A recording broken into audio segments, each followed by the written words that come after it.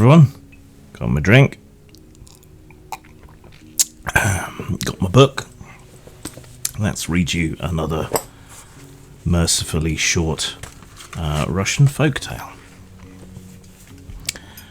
As winter approached, a fox and a hare each built a house. The fox built a house of ice, the hare a house of wood, and there the two neighbours spent the cold months of winter sheltering from Grandfather Frost. Spring came, the sun melted the snow, the air grew warmer every day. Of course, the fox's house melted away, while the hare's stood firm and strong. So the fox paid her neighbour a visit to ask for shelter, and the kind-hearted hare let her in. Once inside, though, the fox drove out the poor hare and took his wooden house for herself.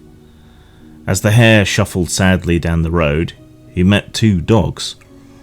"Woof, woof, woof, why do you weep?" they asked the hare. "Who wouldn't weep?" said the hare. "I had a warm house, while the fox had one of ice. When hers melted, she invited herself into my home and drove me out." "Don't worry, hare," barked the dogs. "We'll chase that vixen out for you." And the pair of them scampered to the hare's house. Outside the door, they began to bark. "Woof, woof, woof. Come out of there, fox." But she called down from her bed on the stove, go away, or I'll come out and tear you to pieces." The dogs took fright and fled. Once more, the hare trudged wearily along the road. This time, he met a bear. "Why do you cry, hare?" asked the bear. He told his story, how the fox had cheated him out of his house. "Dry your tears," said the simple-hearted bear. "I shall drive her out for you." "I fear," said the hare, "that you will fare no better than the dogs." Nonetheless, they returned together to the hare's house. "Mistress Fox, come out at once," shouted the bear. But the fox called down from the stove, Go away, or I'll jump down and scratch out your eyes."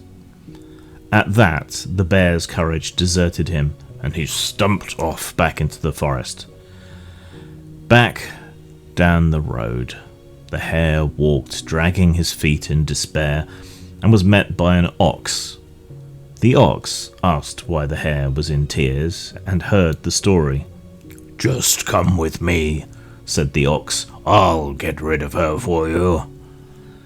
"No, ox, you will not succeed," moaned the hare. "The dogs tried and failed, the bear tried and failed, and you will fail too." All the same, they went back to the hare's house. "Mistress Fox, come out of there," bellowed the ox. But she shouted down from the stove, Go away, or I'll come out and tear you to pieces." The ox lost his nerve altogether and charged off down the road. Poor hare only cried more than ever. As he walked dejectedly along the road, he was met by Petya, the cock, strutting gaily along, a scythe over his shoulder. "Why are you crying, hare?" asked the cock. "The fox has stolen my house.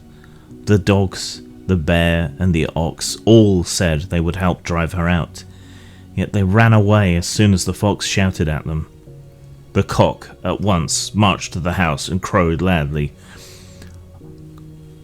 "Coo-coo-coo, I'll cut the fox in two with my scythe so sharp and true."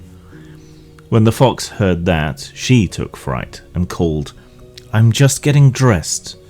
Again, Petya crowed. Damn pages.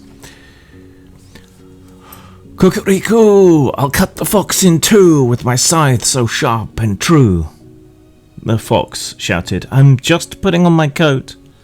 A third time the cock crowed, and this time the fox rushed out of the door, scurried down the road, and disappeared into the distance in a cloud of dust.